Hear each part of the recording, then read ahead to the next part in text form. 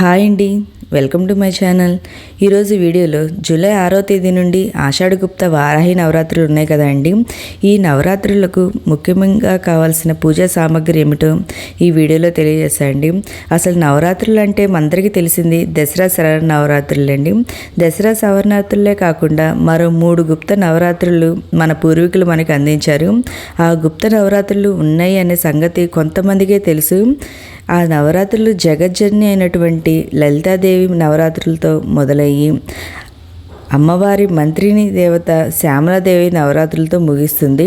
లలితాదేవి నవరాత్రులు చైత్రమాసంలోను, వారాహిదేవి నవరాత్రులు ఆషాఢ మాసంలోను, దుర్గాదేవి నవరాత్రులు ఆశ్వీజ మాసంలోను, శ్యామలాదేవి నవరాత్రులు మాఘమాసంలోనూ వస్తాయి. ఇప్పుడు ఆషాఢ మాసం అంటే వారాహిదేవి నవరాత్రులు. వారాహి సప్తమాతృకల్లోనూ 10 మహావిద్యల్లోనూ ఒక ఆది దేవత.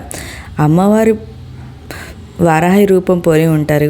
అమ్మవారు అష్టభుజాల్లో శంకుచక్రాలు, నాగలి, రోకలి, అంకుశం, పాసం, అభయహస్తాలు కలిగి ఉంటారు.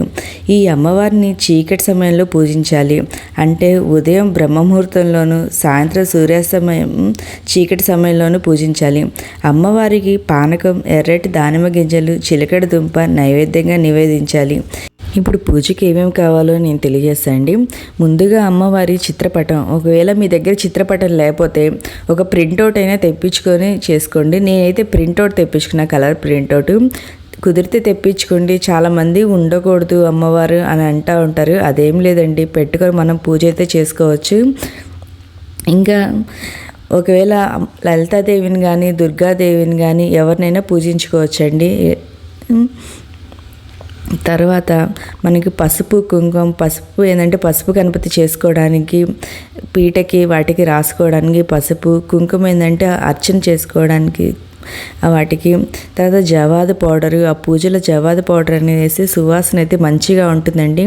పచ్చ కర్పూరం హారతి ఇవ్వడానికి అమ్మవారికి, అగరబత్తులు, కొబ్బరికాయ. ఎందుకంటే మనం కలశం పెట్టుకునే ఆనవాయితీ ఉంటే కలశం పెట్టుకోవచ్చు కొబ్బరికాయతో.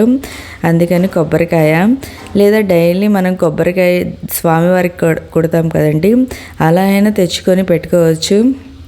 ఇన్ని నవరాత్రులు ఇన్ని రోజులు కానీ ఇన్నైనా ముందే తెచ్చిపెట్టుకోవచ్చు.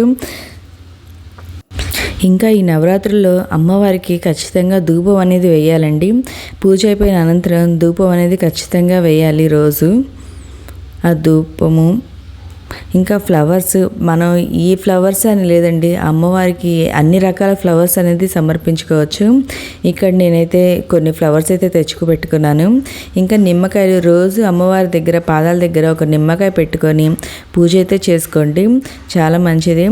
మనం తాంబూలం అయి పెట్టుకోవడానికి ఇవి తమలపాకులు, పూలు అవన్నీ తెచ్చి పెట్టుకుంటే మనం ఆ 9-10 రోజులు చేసుకోవడానికి వీలుగా త్వరగా అయిపోతుంది పూజ. మనం డైలీ తెచ్చుకునే అవసరం లేకుండా అన్నీ ముందే తెచ్చి పెట్టుకుంటే. ఈ అమ్మవారిని కొలిచిన వారికి శత్రుబాధలు, రుణబాధలు, భూ సంబంధ విభేదాల నుండి విముక్తి వచ్చేస్తుంది. ఈ అమ్మవారిని కొలిచిన వారికి కొంగు బంగారమై అమ్మవారు మనకి ఎన్ని కోరికలు ఉన్నా అవన్నీ తీరుస్తుందండి, అవి నిరూపిస్తుంది అమ్మవారు. ఇంకా అమ్మవారికి ముఖ్యంగా ఏ నైవేద్యం పెట్టకపోయినా మనం ఖచ్చితంగా బెల్లంతో చేసిన పానకం అయితే సమర్పించాలి.